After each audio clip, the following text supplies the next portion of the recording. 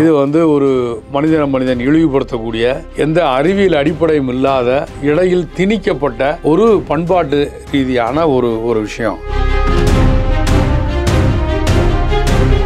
தெருக்களுடைய பெயர்களில் சாதி இருக்கக்கூடாது, பள்ளிக்கூடத்தினுடைய பெயர்களில் சாதி இருக்கக்கூடாது. நீங்கள் பாருங்கள், தமிழ்நாட்டில் கூட எல்லா அநேகமாக ஒடுக்கப்பட்ட சாதிகளை தவிர முற்படுத்தப்பட்ட எல்லா சாதிகள் பேர்லையும் பள்ளிக்கூடங்கள். எதுக்கு ஸ்கூலில் வந்து சாதி இருக்கணும்?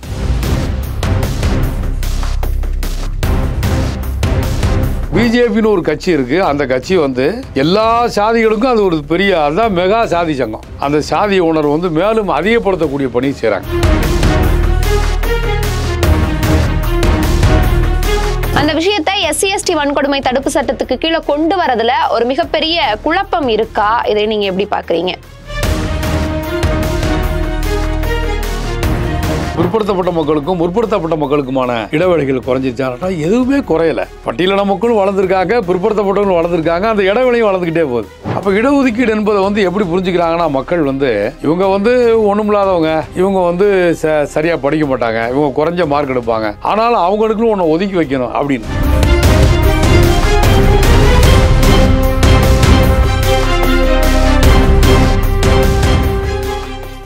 பியாண்ட் ஹெட்லைன்ஸ் நேயர்களுக்கு வணக்கம். தமிழகத்துல சமீப காலமா சாதிய பிரச்சனைகள் வந்து கொஞ்சம் அதிகரிச்சிருக்குன்னே சொல்லலாம். இது சம்பந்தமா நம்ம கூட இன்னைக்கு பேசுறதுக்காக தீண்டாமை ஒழிப்பு முன்னணியுடைய மாநில செயலாளர் ஷாம்வேல் அவர்கள் இணைஞ்சிருக்கிறாரு. வணக்கம் சார். வணக்கம் சார். என்னுடைய முதல் கேள்வி, அதாவது இப்ப தமிழகத்துல சாதிய ரீதியான பிரச்சனைகள் அதிகரிச்சிருக்குன்னு சொல்லிட்டு இருந்தோம். இப்போ சமீபமா வடகாடு சம்பவம், அந்த சம்பவத்திலயும் என்னன்னா நேரடியா அந்த இடத்துக்கு போய் கலெக்டர் அவர்கள் பார்க்கல அப்படிங்கிற ஒரு குற்றச்சாட்டு எழுந்திருந்தது. உயர்நீதிமன்ற தலையீட்டுக்கு அப்புறமா தான் கலெக்டர் அந்த இடத்த போய் பார்த்தாங்க அப்படிங்கிற விஷயமும் சொல்லியிருந்தாங்க. ஆக இதை பத்தி நீங்க என்ன நினைக்கிறீங்க? அதாவது தொடர்ந்து நடக்கிறதுனால அது ஒரு வழக்கமான ஒன்றாக பார்க்குறாங்களே தவிர, சட்டமும் வந்து எப்படிப்பட்ட ஒரு முக்கியத்துவம் அது கொடுக்குது. அப்புறம் வந்து இந்த நம்ம நாட்டில் இந்த மாதிரியான சாதிய பிரச்சனைகளை என்ன மாதிரியான அணுகுமுறைகள் மூலமாக அதை வந்து சரி பண்ண முடியும், இது மாதிரியான பிரச்சனைகள் வராமல் இருக்கிறதுக்கு தடுக்கிறதுக்கு என்ன செய்கிறது அப்படிங்கிறத பற்றியெல்லாம் நம்முடைய ஒரு அரசுங்கிற அந்த நிறுவனத்துக்கு ஒரு பெரிய விஷன் இருக்க மாதிரி தெரியல. அது கட்டாயம் அரசுக்கு இருக்கணும். அது வந்து எந்த அரசு இருக்குங்கிறது வேறு. ஆனால் ஒரு அரசாங்கம் வருது போது இந்த அரசு அப்படிங்கிற அந்த அமைப்புக்கு சாதியை பற்றி என்ன பார்வை இருக்குது, அதுதான் வந்து அதிகாரிகளுடைய பார்வையாக. நம்ம ஒரு கலெக்டர் போவாங்க, இன்னொரு கலெக்டர் போகாமல் இருப்பாங்க, ஒரு எஸ்பியோட நடவடிக்கை ஒரு மாதிரி இருக்கும். இப்படி நபர் சார்ந்து நம்ம வந்து யோசிக்க முடியாது. ஏன்னா மாநிலம் முழுவதுமே அட்ராசிட்டி நடக்குது. அப்போ அரசு இந்த தீண்டாமை குறித்து என்ன மாதிரியான ஒரு பார்வை வச்சுருக்கு, சாதியை பற்றி என்ன புரிதல் இருக்குது அப்படிங்கிறது ரொம்ப முக்கியமானது. இப்போ வந்து அவங்களால ரோட்டில் வந்து சென்னை மாதிரி நகரங்களில் தலைக்கவசம் அணிகிறத வந்து அவங்களால இன்றைக்கி 100% அவங்களால உறுதிப்படுத்த முடிஞ்சிருக்குல்ல. அது வந்து இப்போ எல்லாம் அப்படின்னா அரசு தன்னை வெளிப்படுத்தியிருக்கு. நீ ஹெல்மெட் போடலைன்னு சொன்னால் 1000 ரூபா நீ வந்து ஃபைன் கட்டணும் அப்படிங்கிறத அரசு வந்து தன்னுடைய செய்கை மூலமாக வெளிப்படுத்தியிருக்கு. தீண்டாமை கொடுமை செய்தால் கடுமையான தண்டனை எதிர்கொள்ள வேண்டியது இருக்கும் என்பதை அரசு உணர்த்தலை. அதனால தான் அவங்க வந்து சென்னையிலேருந்து கன்னியாகுமரி வரைக்கும் எல்லா இடங்களையும் இது போன்ற வன்கொடுமை நடக்குன்னு பார்க்குறோம். அப்போ அரசு உணர்த்தாத காரணம் என்ன? நீங்கள் வந்து ரொம்ப அக்கறையாக காரணம் எல்லாம் தலைக்கவசம் அணியாமல் நாட்டு மக்கள் பூரா இறந்து போயிடுவாங்க, அதனால் அவங்களை பூரா காப்பாற்றணுன்ற அந்த முறையிலேயே வந்து அதில் வந்து அதெல்லாம் ஒரு சிறு பகுதி தான். சில அதிகாரிகள் வந்து உண்மையிலேயே வந்து இதை பற்றியான ஒரு தலைக்கவசம் சம்மந்தமாக இதெல்லாம் நடத்துகிறாங்க. அது சில தனிப்பட்ட, ஆனால் அரசு வந்து வெளிப்படுத்தியிருக்கு, நீ வந்து இப்படி இருந்தால் இப்படி தான் பண்ணணும். அது மாதிரி போதை தமிழ்நாடு முழுவதும் வந்து நீங்கள் வந்து பள்ளிக்கூடங்களுக்கு பக்கத்தில் மற்ற இடங்களில் விதவிதமான போதை வசதிகள் விற்கப்படுது. இது மாதிரியான ஒரு பள்ளிக்கூடத்து பக்கத்தில், ஸ்கூல் பக்கத்தில், கல்வி நிறுவனம் பக்கத்தில் ஒரு கஞ்சாவோ அல்லது ஏதோ கூல் பேக்குன்னு சொல்கிறாங்க, இது மாதிரியான ஒரு போதை பொருளை வந்து விற்பனை பண்ணால் லைஃபே முடிஞ்சு அப்படின்னு அரசு உணர்த்தியிருக்கா? உணர்த்தலை. நீங்கள் உணர்த்தாதனுடைய விளைவு எல்லா இடங்கள்லையும் இதை வந்து பார்க்கலாம். நம்ம வந்து திமுக அரசா அதிமுக அரசாலாம் நம்ம பார்க்கல, ஒரு அரசாங்கத்தினுடைய வெளிப்பாடு எப்படி இருக்குது அது மாதிரி தான் தீண்டாமையை பொறுத்த வரைக்கும் ரொம்ப சர்வசாதாரணமாக ஒன்று வந்து அவரை வந்து பண்பாட்டு ரீதியாக அந்த மனிதனை வந்து உயர்த்தணும். இது சாதியெல்லாம் வந்து எந்த விதமான ஆர்ஜினும் இல்லாத ஒன்று. உலகத்தில் எந்த நாட்டிலையும் சாதி இல்லை, இந்தியாவில் மட்டும் எப்படி இருக்க முடியும்? அப்போ இடையில் மனித உள்ள வரலாற்றில் லட்சக்கணக்கான ஆண்டுகளுடைய மனித உள்ள வரலாற்றில் இடையில வந்தது தான் சாதி. இது வந்து ஒரு மனிதன் இழிவுபடுத்தக்கூடிய எந்த அறிவியல் அடிப்படையும் இல்லாத இடையில் திணிக்கப்பட்ட ஒரு பண்பாட்டு ரீதியான ஒரு விஷயம்.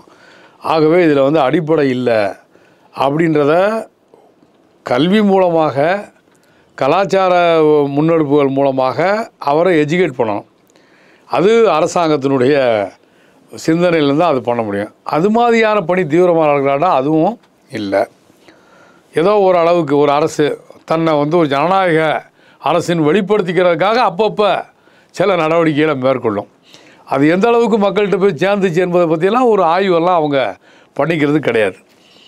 ஒன்று இது மாதிரியான ஒரு பண்பாட்டு ரீதியாக அவனை உயர்த்தது, பண்பாட்டு ரீதியாக உயர்த்துகிற ஒரு வேலை நடக்கிற போதே சட்ட ரீதியாக அவரை வந்து கவனிக்கிறது. அதான் நான் சொன்னேன், நீ வந்து ஒரு இடத்துல ஒரு தலித்தை, ஒரு ஒடுக்கப்பட்டவரை திருவிழாவில் சம உரிமை கொடுக்கலை, அல்லது வரி வாங்க மறுக்கிறோம், தேர் வடம் பிடிக்க விடலை அப்படின்ற, அல்லது ஒரு குறிப்பிட்ட எல்லையில் தான் இருக்கணும்னு சொன்னால் சட்டம் உன் மீது பாயும், மிக கடுமையான சட்டத்தினுடைய தண்டனை எதிர்கொள்ள வேண்டியிருக்கும் என்பதை அரசு உணர்த்தலை. ஆகவே ரொம்ப எளிமையாக இது மாதிரியான தீண்டாமை கொடுமைகள் நடக்குது அப்படின்னு தான் நம்ம பார்க்க வேண்டியிருக்கு. ஸ்கூல், காலேஜ், தெருக்கள்ல இருக்கக்கூடிய சாதிய பெயர்களை நீக்கிட்டு வரக்கூடிய நடவடிக்கையை நம்மளால பார்க்க முடியுது.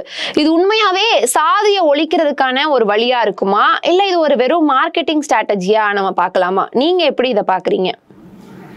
சாதிக்கு எதிரான எல்லா சின்னது பெரிதாக எதுவாக இருந்தாலும் சரி, சிறிதும் பெரிதுமான எல்லா நடவடிக்கைகளும் வரவேற்கத்தக்கது தான்.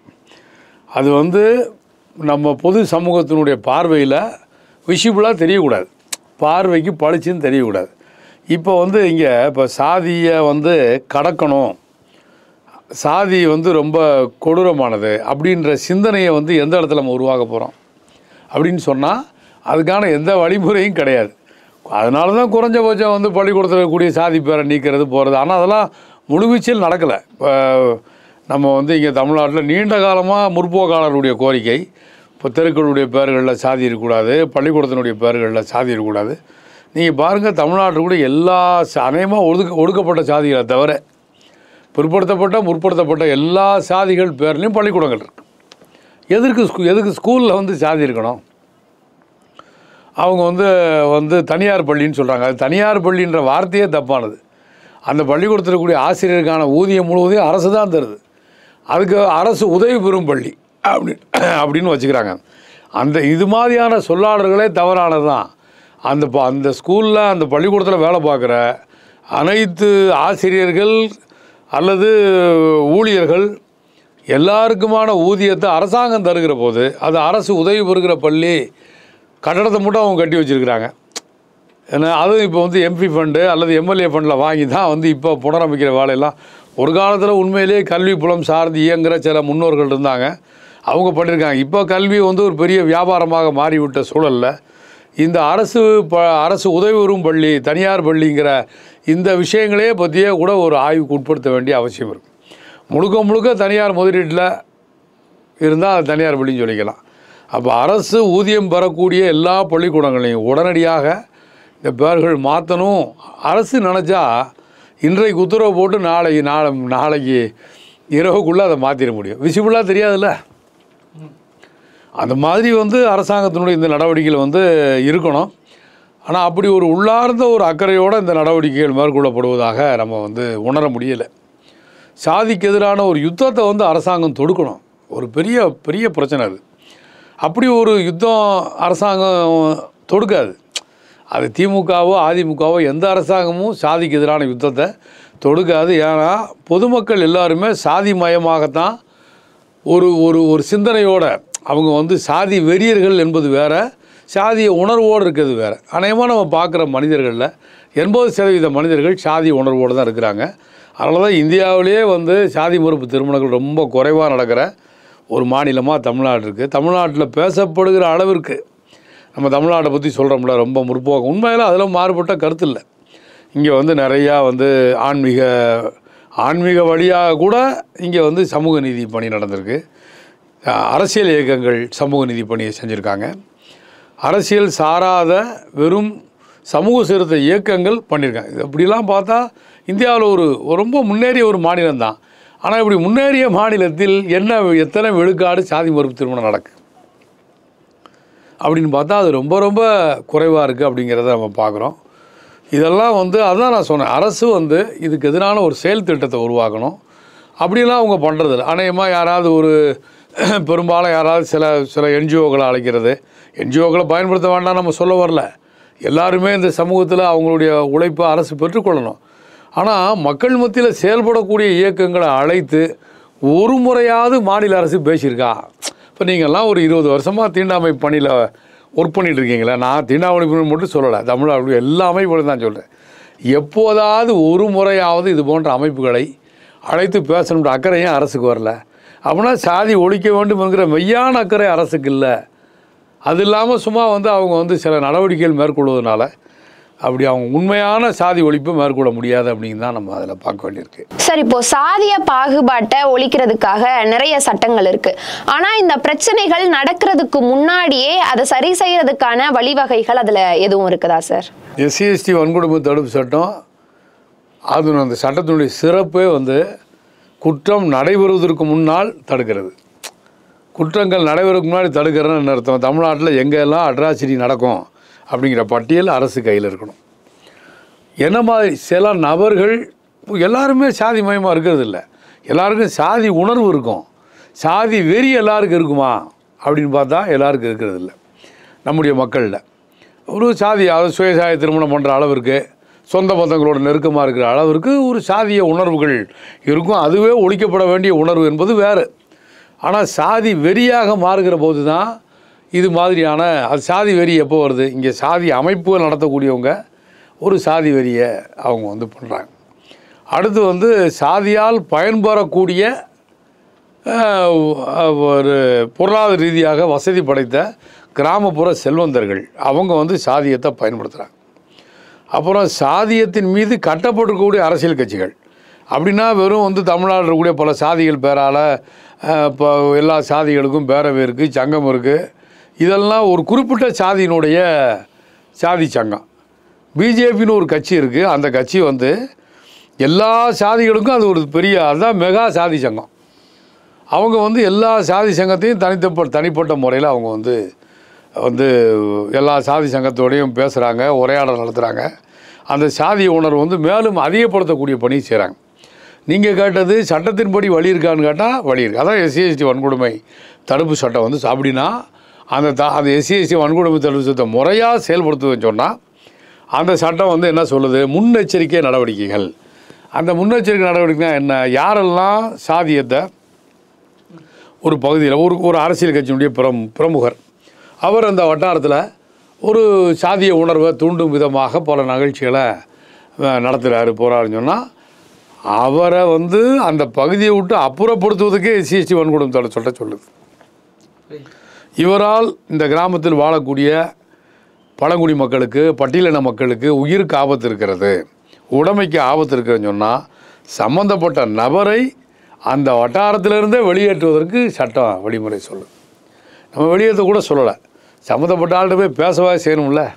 நாங்கள் எடுத்துருக்கிற ஆய்வில் நீங்கள் தான் இந்த பிரச்சனைக்கு மூலதனமாக காரணமாக இருக்கிறீங்க, நீங்கள் வந்து இந்த நடவடிக்கைகள் தொடர்ந்தால் உங்கள் மேலே சட்ட நடவடிக்கை மேற்கொள்ள போடும்னு தமிழ்நாட்டில் ஒருத்தரையாவது நம்முடைய மாநில அரசு அது சார்ந்த அதிகாரி பேசியிருப்பாங்கன்னா பேசலை. அப்படின்னா SC/ST ஆக்டை எப்படி புரிஞ்சுக்கிறாங்க?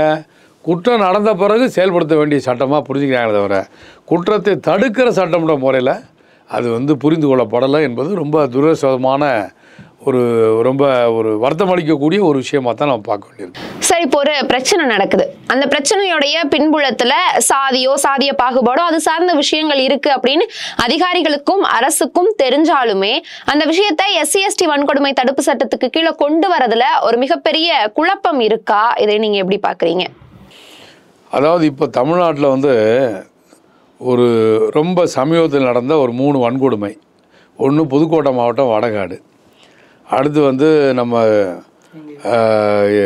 சிவகங்கை மாவட்டத்தில் ஒரு கிராமத்தில் புல்லட்டு ஓட்டினான்றதுக்காக ஒருடைய கை வெட்டப்படுது. இது மாதிரி நூற்றுக்கணக்கான இந்த 2 வன்கொடுமே உதாரணத்துக்கு எடுத்துக்கோங்க. இந்த 2 நடந்த சில மணி நேரங்களில் மாவட்ட காவல் கண்காணிப்பாளர் மாவட்ட காவல்துறை சார்பில் இது சாதி ரீதியான பிரச்சனை இல்லைன்னு சொல்லி ஒரு உடனடியாக காவல் கண்காணிப்பாளர் அல்லது மாவட்ட காவல்துறை ஒரு அறிக்கையை வெளியிடுறாங்க. இது ரொம்ப அதான் நாங்கள் கூட சொன்னோம், இது மாதிரி அறிக்கை இனிமேல் எந்த மாவட்ட காவல்துறை அதிகாரியாவது மாவட்ட காவல்துறை வெளியிட்டால் அவங்க மேலே நீதிமன்றத்தில் வழக்கு தொடுப்போம்னு சொல்லி நம்ம சொன்னோம். ஏன்னா காவல்துறை தான் விசாரணை செய்யக்கூடிய பொறுப்பு அவங்க யாரோ ஒருத்தவங்க கிடையாது. சும்மா ஒரு பத்திரிக்கையோ அல்லது வேறு யாரோ கிடையாது. சும்மா போகிற போக்கில் எழுதிட்டு போகிற ஒரு கருத்தை வெளியிடுறது கிடையாது. அவர் விசாரணை அதிகாரி, சட்டத்துக்கு கட்டுப்பட்டவர். அவர் ஒரு குற்றம் நடந்த உடனே எந்த விதமான தரவுகளையும் பார்க்காம அவங்க இது சாதி ரீதியான இல்லைங்க.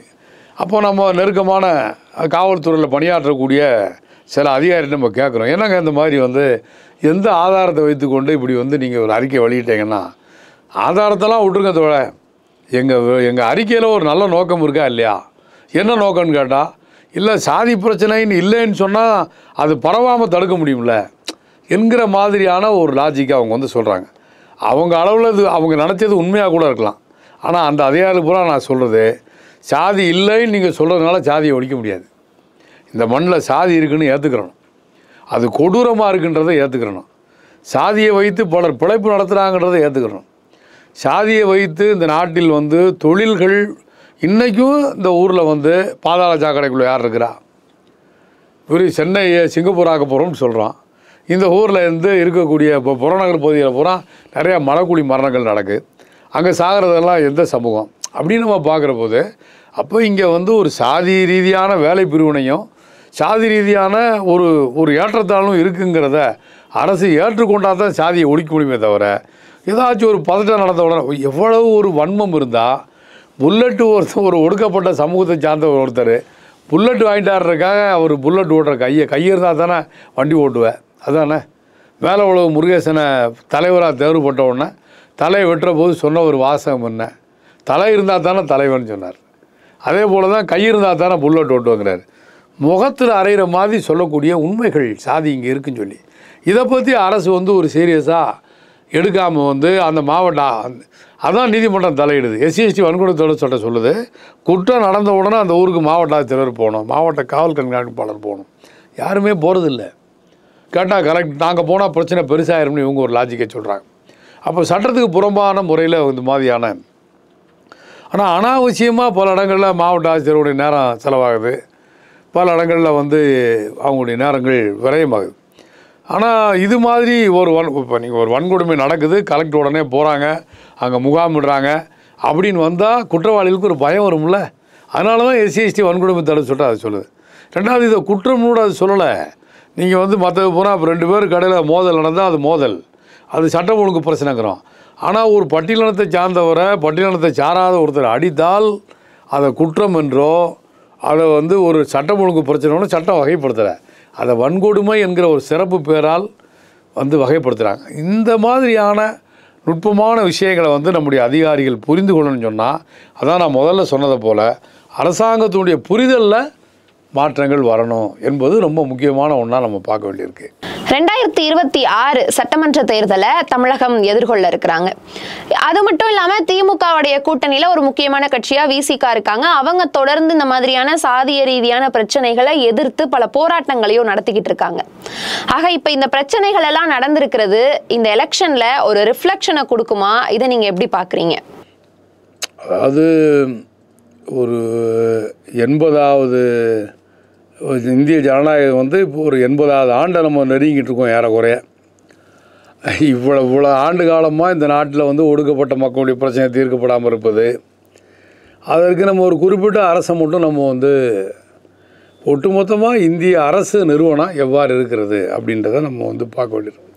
அப்படின்னா ஒடுக்கப்பட்ட மக்களுக்கு இந்த அரசியல் எதுவுமே செய்யலையா அப்படின்னா அதெல்லாம் செய்கிறது தான் அரசோட வேலை. நான் அதை செஞ்சேன்னு சொல்கிறதில்ல அரசோட வேலை. நாட்டில் வாழக்கூடிய எல்லா மக்களுக்கும் ஒரு மாண்புடன் கூடிய வாழ்க்கையும் வேலைவாய்ப்பு, கல்வி, சுகாதாரமான ஒரு வாழ்க்கை முறை, குடியிருப்பு, போக்குவரத்து எல்லாத்தையும் ஏற்பாடு பண்ண வேண்டியது அரசாங்கத்தினுடைய பொறுப்பு, அரசாங்கோட கடமை. அதில் பட்டியலின மக்கள் என்று வருகிற போது இந்த நம்ம இப்போ சொல்லப்பட்ட எல்லா விதமான அடிப்படை தேவைகளோடு சேர்ந்து அவர் பட்டியலினத்தை சார்ந்தவர் என்கிற முறையில் ஒடுக்கப்படுறாரா, அவருக்கு இந்த இந்த இந்த இந்த சாலை வசதி போய் கிடைக்குதா, அவருக்கு இந்த கல்வி வசதி கிடைக்குதா என்பதை சிறப்பு கவனம் எடுத்து பார்க்க வேண்டியது அரசோட பொறுப்பார். பெண்கள் ஒரு ஒடுக்கப்பட்ட பிரிவினர், எல்லா சமூகத்தை சார்ந்த பெண்கள், ஆண்களுக்கு கிடைக்கிற அளவிற்கு பெண்களுக்கு உரிமைகள் அல்லது அரசாங்கம் செய்ய வேண்டிய விஷயங்கள் கிடைக்கல. அப்போ ஒரு சிறப்பு கவனம் எடுத்து பார்க்க வேண்டிய ஒரு பகுதியினராக இருக்காங்க. சிறுபான்மை மக்கள், பெரும்பான்மையினர் கிடைக்கக்கூடிய அளவுக்கு சிறுபான்மை மக்கள் கிடைக்கல.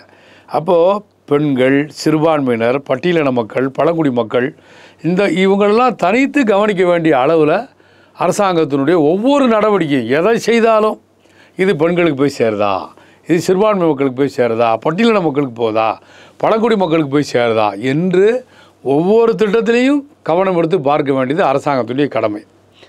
அது மாதிரியெல்லாம் பார்த்துருந்தால் இந்த இடைவெளிகள் குறைஞ்சிருக்கும். நீங்கள் நம்ம 2025ஆம் ஆண்டில் நம்ம இருக்கிறோம். பெண்களுக்கும் ஆண்களுக்குமான இடைவெளி குறைஞ்சிருச்சாங்க. பட்டியலின மக்களுக்கும் பிற்படுத்தப்பட்ட மக்களுக்குமான இடைவெளி குறைஞ்சிருச்சா, அல்லது பிற்படுத்தப்பட்ட மக்களுக்கும் முற்படுத்தப்பட்ட மக்களுக்குமான இடைவெளிகள் குறைஞ்சிருச்சான்ட்டா எதுவுமே குறையலை. அதாவது பட்டியலின மக்களும் வளர்ந்துருக்காங்க, பிற்படுத்தப்பட்டவங்களும் வளர்ந்துருக்காங்க, அந்த இடைவெளியும் வளர்ந்துக்கிட்டே போகுது. இதுதான் இந்த ஜனநாயகத்தினுடைய மிக மிக நம்ம கவலைப்பட வேண்டிய செய்தி தான். இந்த வளர்ச்சி என்பது இந்த இடைவெளியை குறைக்கிற வளர்ச்சியாக இருக்கணும். பட்டியலின மக்களுக்கும் பிற்படுத்தப்பட்ட மக்களுக்குமான இடைவெளி குறையணும், பிற்படுத்தப்பட்ட மக்களுக்கும் முற்படுத்தப்பட்ட மக்களுக்குமான இடைவெளி குறையணும், ஆண்களுக்கும் பெண்களுக்குமான இடைவெளி குறையணும். ஆனால் அதெல்லாம் ரொம்ப மிக மோசமான இடைவெளியாக இருக்கிறது என்பதை அரசாங்கம் வெளியிடுகிற எல்லா விதமான புள்ளி விவரங்களும் சொல்லிக்கிட்டே இருக்கு. அதனால் இப்படி தான் நம்ம ப்ராடராக இந்த பிரச்சனையை ஒரு விசாலமான முறையில் பார்க்க வேண்டியிருக்கு.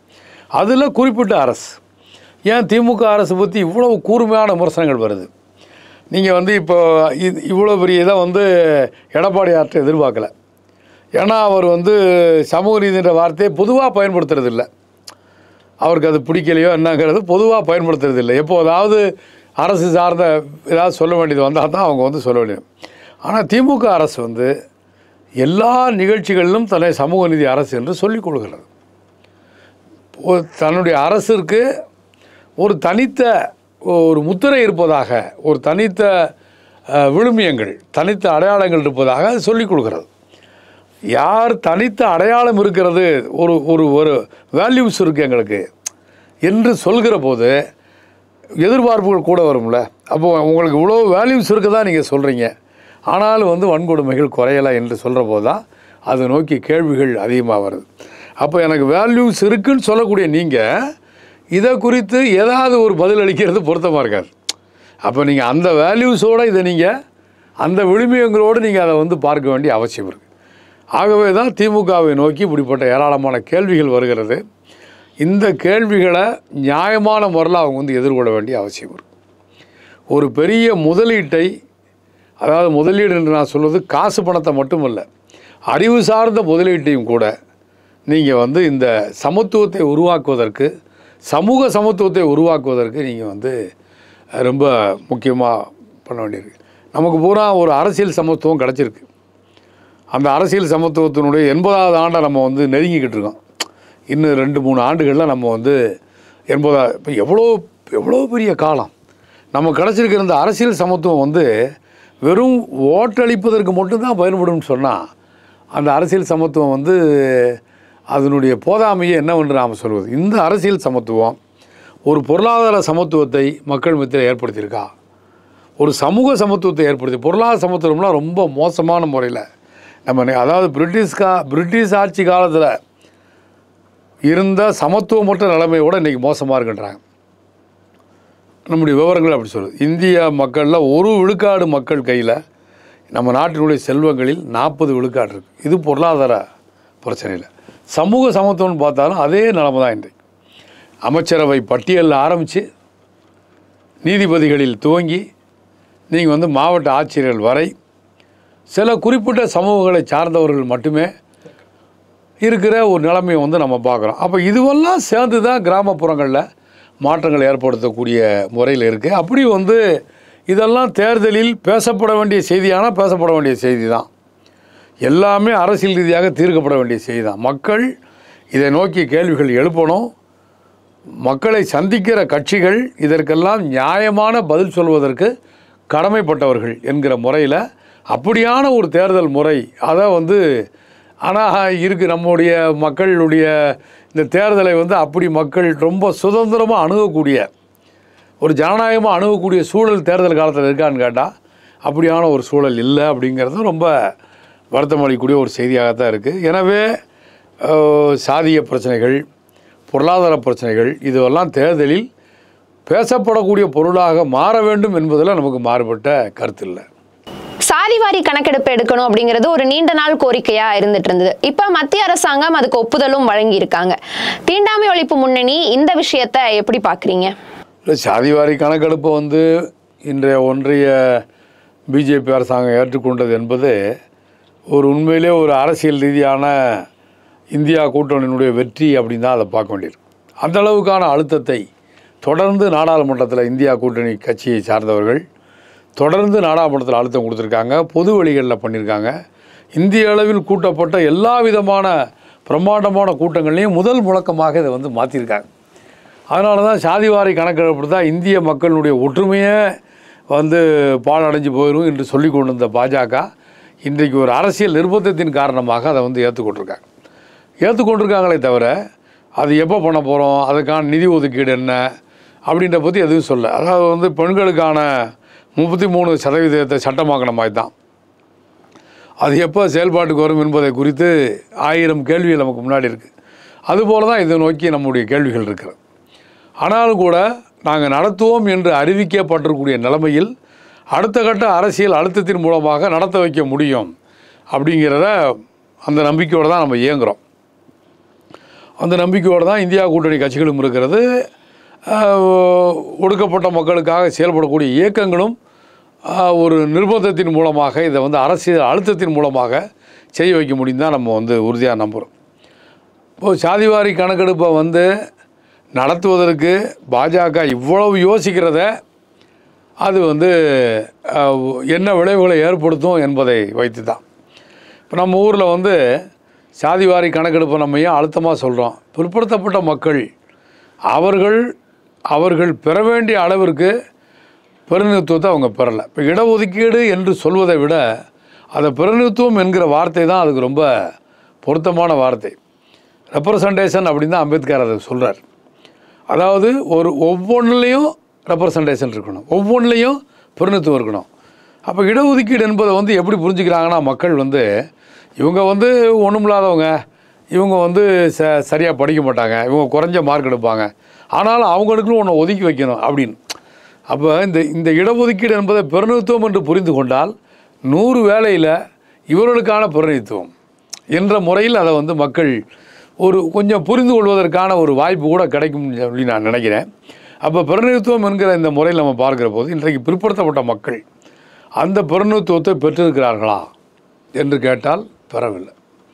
அது வந்து உச்சநீதிமன்றத்தினுடைய நீதிபதிகளில் இருந்து ரொம்ப எல்லா இடங்கள்லையும் நம்ம ஐஐடி, ஐஐஎம், எய்ம்ஸு இது மாதிரியான இடங்கள் உள்பட இந்தியாவுடைய விளையாட்டுத்துறை உள்பட இங்கே எங்கெல்லாம் இடஒதுக்கீடு இல்லையோ அங்கெல்லாம் வந்து அவர்கள் பெற முடியல. இடஒதுக்கீடு சட்டமாக்கப்பட்டிருக்கக்கூடிய ஐஐடியில் கூட வந்து அதை வந்து பெற முடியல என்பதை வந்து நம்ம பார்க்குறோம். அப்போ இப்படிப்பட்ட இந்த இடஒதுக்கீட்டினால் மிகப்பெரிய பலனடைய போவது பிற்படுத்தப்பட்ட மக்கள் என்கிற முறையில் தான் பார்க்குறோம். ஏன்னா பட்டியலின மக்களை பொறுத்த வரைக்கும் ஏற்கனவே அவங்க பட்டியலிடப்பட்டாச்சு. அவர்களுக்கான கணக்கெடுப்பு என்பது அவ்வப்போது எடுக்கப்பட்டு வருகிறது. அதில் இப்போ தமிழ்நாட்டோட நம்ம சொல்கிறோம்ல, இப்போ 18% இருக்குது. ஆனால் 19% பட்டியலின மக்கள் தொகை அதிகரிச்சிருச்சு. ஆகவே இடஒதுக்கீட்டை 19 பிரதிநிதித்துவத்தை இடஒதுக்கீட்டை 19% உயர்த்துகின்ற கோரிக்கை வந்து 10 ஆண்டுகளாக தமிழ்நாட்டில் பட்டியலின மக்களுக்கான அமைப்புகள் வைக்கிறாங்க. அதே போல் பிற்படுத்தப்பட்ட மக்களுக்கான துல்லியமான கணக்கு இன்றைக்கி நம்ம கையில் வந்து இல்லை. 1931 எடுக்கப்பட்ட இறுதி கணக்கெடுப்பை வைத்து கொண்டு தான் இன்றைக்கு பிற்படுத்தப்பட்ட மக்களுடைய கணக்கெடுப்பு வந்து மதிப்பீடு தோராயமாக மதிப்பீடு செய்யணும். அப்போ துல்லியமாக இந்த மதிப்பீடு செய்யப்பட்டால் அதன் மூலமாக பிற்படுத்தப்பட்ட மக்களுடைய மக்கள் தொகை தெரியும். அது இப்போ இந்த இடஒதுக்கீடு, இந்த சாதிவாரி கணக்கெடுப்பு என்பது பிற்படுத்தப்பட்ட மக்கள் அவர்களுடைய நலன் சார்ந்து அவர்களுக்காக செயல்படக்கூடிய அமைப்புகள், ஜனநாயகத்தை விரும்புகிற எல்லாருமே வந்து குரல் கொடுக்க வேண்டிய ஒன்றாக இருக்குது. நிச்சயமாக மிகப்பெரிய விளைவுகளை பிரதிநிதித்துவம் என்று சொல்லப்படுகிற இடஒதுக்கீட்டில் அதை ஏற்படுத்த முடியும். ஒரு ஜஸ்டிஃபை பண்ணுறது தானே, இவ்வளோ பேர் இருக்கிறாங்க, இவ்வளோ குறைவாக இருக்குது என்பதை நிரூபிப்பதற்கான ஒரு வாய்ப்பு கிடைக்கும் என்ற முறையில் தான். ரெண்டாவது, அந்த அப்படி சாதிவாரி கணக்கெடுப்பு நடத்துகிற போது பிற்படுத்தப்பட்டவங்க இவ்வளோ பெரிய மக்கள் தொகை இருக்காங்க, அதில் இவ்வளோ பேர் தான் அரசு பணியில் இருக்காங்க என்பது பளிச்சுன்னு தெரிவதற்கான ஒரு வாய்ப்பு இருக்குது. அதை அப்போ நியாயப்படுத்துவதற்கான தரவுகளோடு அவங்க வந்து தங்களுக்கான உரிமைகளுக்கான போராட்ட களம் கூட இன்னும் தீவிரமடைவதற்கான வாய்ப்பு இருக்குது என்பது தான் பார்க்குறோம். நம்ம உங்களுடைய நேரத்தை செலவு பண்ணி எங்ககிட்ட ஏராளமான விஷயங்களை பகிர்ந்துக்கிட்டதுக்காக ரொம்ப நன்றி சார். நன்றி.